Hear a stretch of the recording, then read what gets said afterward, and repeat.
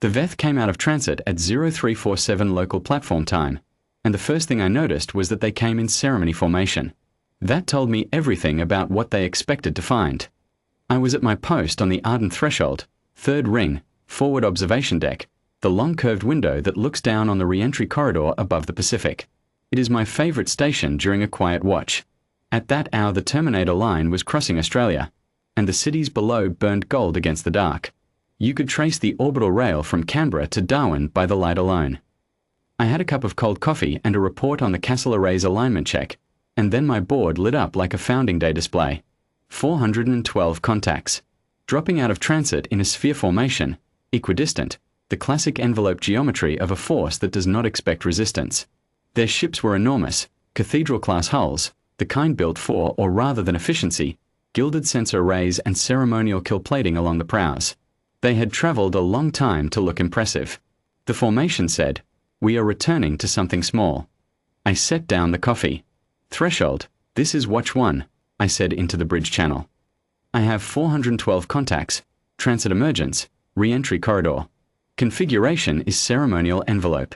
No active targeting yet. They're looking."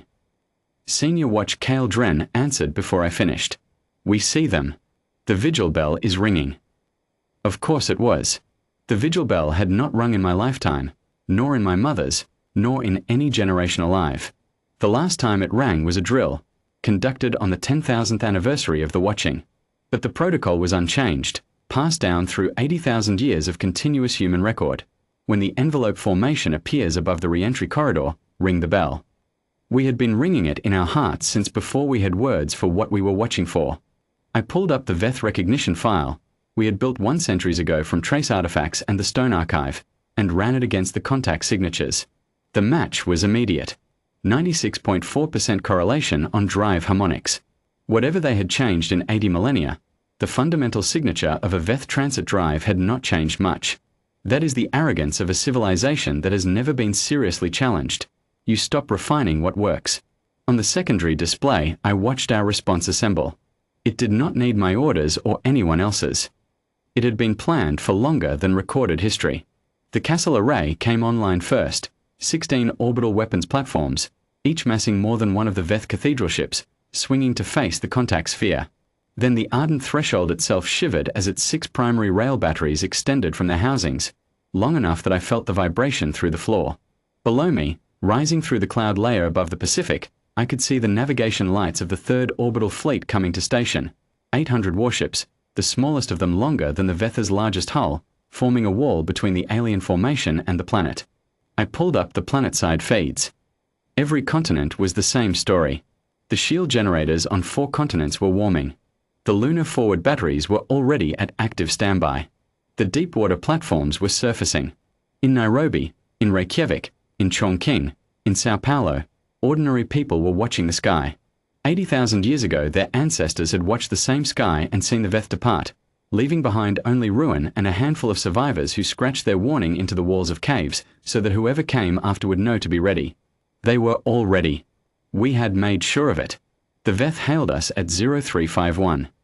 The signal was directional, aimed at the largest concentration of our orbital platforms, aimed, I realized, at where primitive species might have put a weather satellite. They had guessed at our level of development, and they had guessed badly. Their language was in our archive too. 2 centuries of xenolinguistic reconstruction. We had never spoken it aloud to them, but we had spoken it to each other in practice, in drills, in the long academic traditions of the Vigil Institute, keeping the translation ready so that when this moment came we would not need time to think. The message was what you would expect. Children of the seeding. That was how they addressed us. The Veth Continuance has returned to complete the covenant of cultivation. Prepare yourselves to receive the architects of your world. Surrender your orbital territories for reclassification. Resistance is a concept beyond your development. I have heard that message replayed many times since. I do not think the Veth Continuance understood what they were saying. They had been gone 80,000 years. Their records showed early anatomical humans, small bands, stone tools, a world of prey animals and open grassland. They expected to emerge above a planet of farmers at best. They thought they were speaking to children because they had left children behind. They had not stayed to watch the children grow. Senior Watch Dren sent the response at 0353. It was not composed that morning. It had been composed 300 years ago by the Vigil Response Committee, refined every generation, approved in its final form during the Jubilee Council of 2289. Every word had been chosen by people who understood that this moment would come and who wanted the words to be right. I have the response memorized. Every watch officer does. We memorize it on our first day of service and we recite it together on the anniversary of the Vigil's founding, the way a prayer is recited, because that is what it is. You seeded us and left us to perish. We did not perish. You assumed we would remain primitive. We did not remain primitive. You have returned expecting to find a possession. You have found a civilization. What you see around you, 4,000 warships, 16 orbital weapons arrays, a planetary shield system, a forward defense line extending to the edge of the solar system, was built because your ancestors left and one survivor wrote on a cave wall, "They will return." We believed her. We prepared. We have been preparing for 80,000 years. You are not our architects. You are guests at the door of a house you did not build, and the house is armed. State your peaceful intentions or state your hostile ones. We are prepared for both. There was a silence on the Veth channel that lasted 4 minutes and 17 seconds. I watched the silence on my board as a flat line. No response signal. No maneuvering thrustes. Just 412 enormous ships sitting in their ceremony formation, doing nothing, because there was nothing in their operational doctrine for this. They had never imagined this. I want to be accurate about what happened next because there is a version of this story in which humanity was aggressive. We were not. We did not fire. We did not advance. The third orbital fleet held station. The Castle array tracked but did not lock for engagement.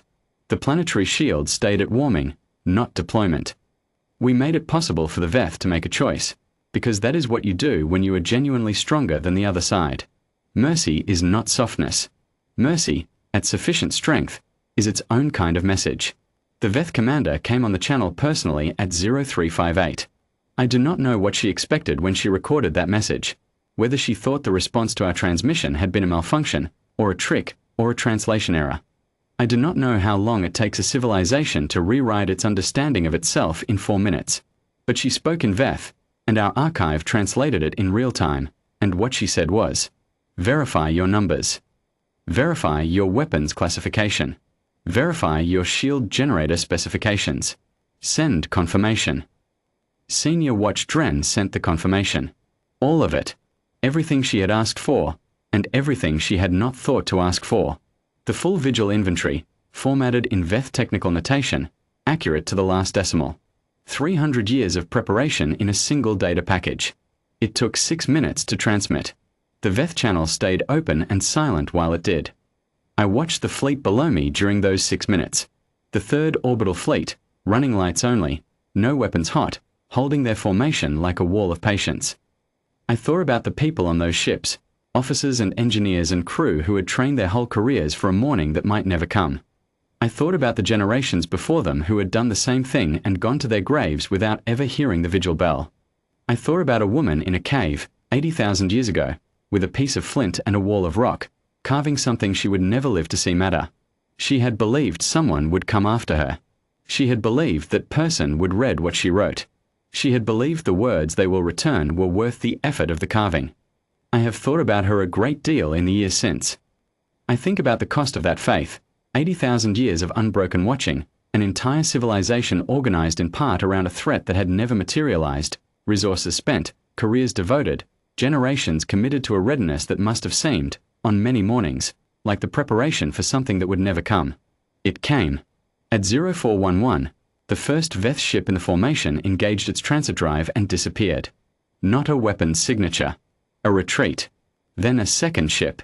Then a third. I watched the formation dissolve, contact by contact, the ceremony sphere coming apart as 412 captains looked at our numbers and made the calculation that every rational mind makes when the calculation is honest. At 0447, one ship remained. The Veth commander's flagship. It sat at the center of where the formation had been, alone in the re-entry corridor, and then the channel opened one last time. She said, in Veth, "How long have you been watching?" Senior Watch Dren looked at me. It was my watch. The reply was mine to give. I thought about the woman in the cave. I thought about what she would have said if she could have known that someone would hear the answer. I opened the channel. Since the day you left, I said. The flagship's transit drive lit at 0449. By 0451, the re-entry corridor was empty. I picked up my cold coffee. Below me, through the long curved window, the Terminator line had finished crossing Australia and was moving into the Indian Ocean. The cities burned gold. The orbital rail still ran from Canberra to Darwin.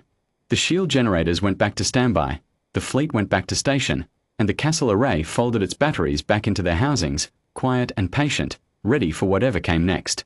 We had been ready before. We knew how to be ready again. It is enough, I think, to have been the people who did not forget.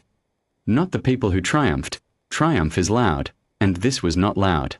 We watched the Veth leave the second time as we had watched them the first, from the ground, from the walls, from platforms overlooking the corridor, with our eyes open and our hands steady and the long memory of a people who were left behind and chose, in the choosing, to remember.